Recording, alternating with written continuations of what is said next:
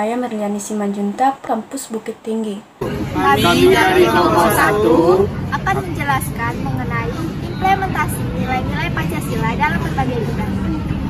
Implementasi nilai-nilai Pancasila dalam bidang politik, contohnya seperti penetapan kebijakan politik yang tidak memihak pada satu agama saja, dan pemerintah yang menjamin kebebasan masyarakat untuk memeluk agama sesuai keyakinannya masing-masing. Selanjutnya yaitu menjunjung tinggi hak asasi manusia sebagaimana yang telah diatur dalam undang-undang. Lalu menghindari isu sara dalam kegiatan politik dan menanamkan rasa cinta tanah air serta menjaga nama baik Indonesia dalam kegiatan politik internasional. Penerapan pemilihan langsung dalam sistem pemilu di Indonesia.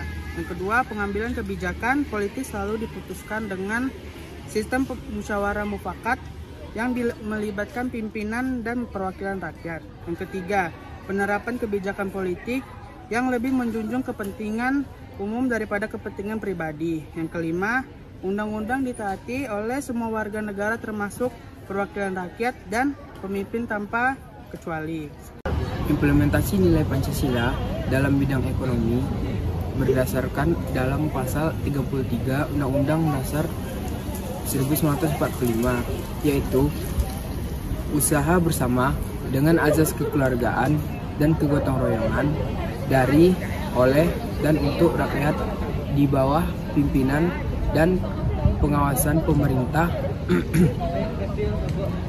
serta bumi, air, dan kekayaan alam yang terkandung di dalamnya dikuasai oleh negara.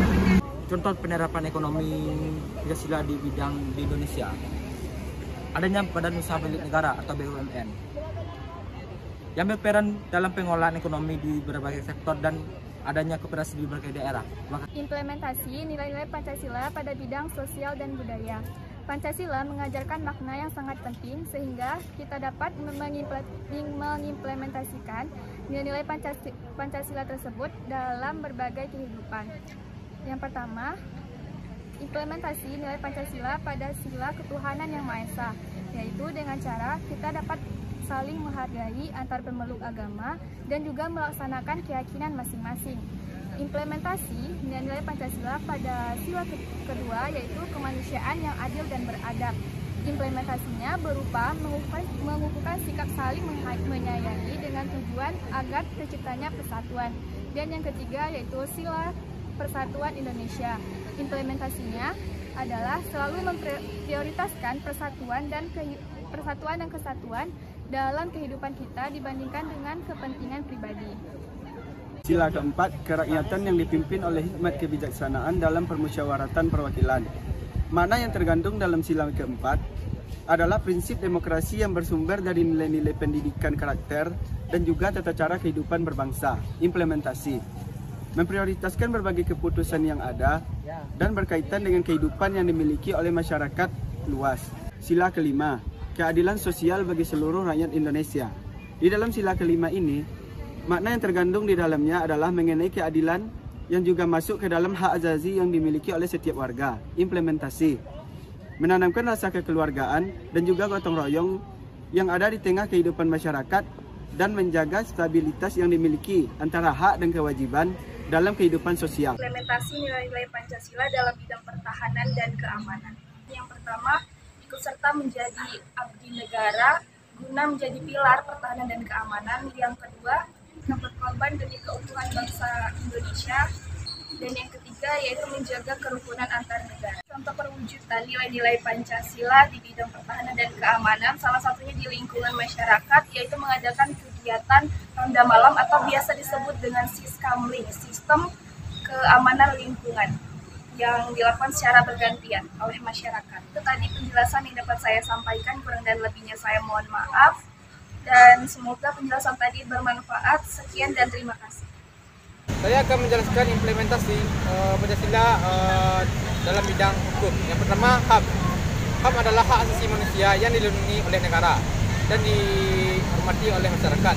Yang kedua, perubahan demokrasi. Contohnya, pemilihan presiden dalam 5 tahun yang dilakukan secara pemilu. Yang ketiga, menghormati pilihan orang lain. Kita harus menghormati pilihan orang lain, dan sebagai contohnya itu pemilihan dalam ketua RT. Yang keempat, adanya lembaga hukum. Lembaga hukum ditugaskan untuk mengatur sistem pemerintahan berdasarkan Undang-Undang Dasar 1945. Yang kelima yaitu adanya aturan yang berlaku. Aturan yang berlaku tidak boleh bertentangan dengan nilai-nilai Pancasila.